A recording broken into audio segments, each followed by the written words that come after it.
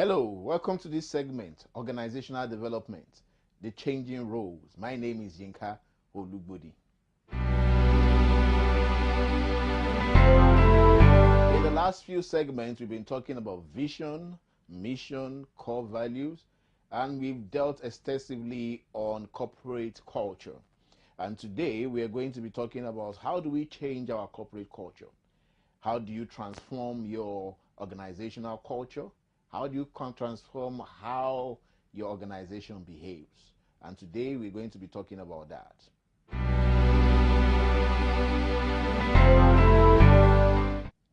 In changing your culture, you need to carry out what is called culture analysis. In other words, you need to evaluate your current culture, what is obtainable within your organization or within your team or within your company. And then the second thing is now you come up with the desired culture that you want to see within that organization. And what you have the in between is what is called culture gap. Between the current culture and the desired state of your corporate culture is what is called culture gap. Within those culture gaps, that's the place where you need to focus or you need to pay a lot of attention. Now we can break those three stages into 7 different steps. The first step is evaluating and examining your current culture. How do you do this? The first thing you need to do is identify what are the value or the behavior priorities that has created profitability, that has created competency, that has created growth or created customer satisfaction within your organization. Now, those are the potential positive aspects of the culture.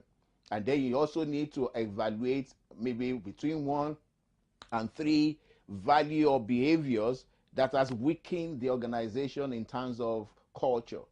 Things like incompetence, wrong customer or ineffective customer delivery, and which has affected the profitability of the organization on the long run. And then the last thing is for you to now examine what are the recommended or the prescribed culture that will support the organization. That takes us to the second step. The second step is actually to now look back. What is the overall vision of that organization? What's the overall vision of that team? Why was that organization set up?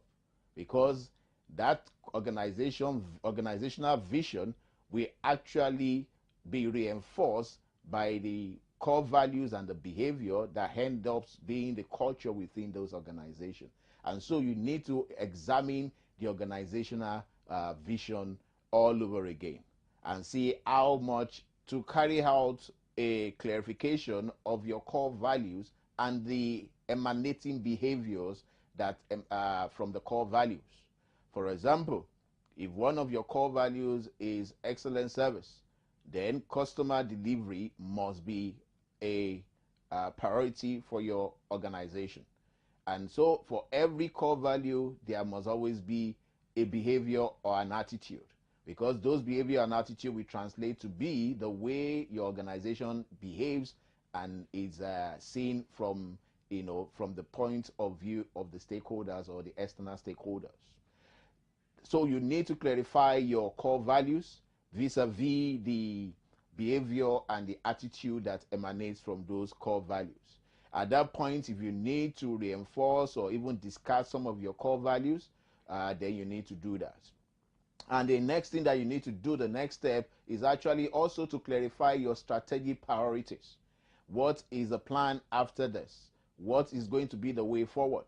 What is strategically your number one things that you need to do, in emphasizing a whole new culture within the organization? So you need to let your strategic priorities emanate from the right attitude and the right behaviors that emanate from the core values. The final stage of any culture change within any organization is the communication of the new habits, the new attitude, and the new culture, and buying in from the employee within those organizations. This has to be done deliberately. As a matter of fact, these I recommend should be part of your KPIs or the employees' KPIs? How much do they change into the new culture, the new attitude, the new behavior, and the new habit within those organizations? That is the last part of any culture change. Just as I mentioned in the beginning, culture has to be built deliberately. And culture is always evolving within any organization. And so we need to be very focused on the organization, not culture. Why? Because on the long run, this will bring about a repetition for our organization that is positive or that is negative.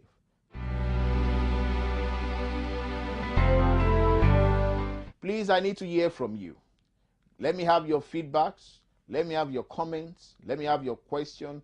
And I will respond appropriately to this. Till I come your way again, my name is Yinka Olugbodi.